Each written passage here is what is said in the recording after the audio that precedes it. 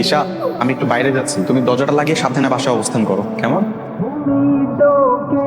আসসালামু আলাইকুম। ওয়ালাইকুম আসসালাম।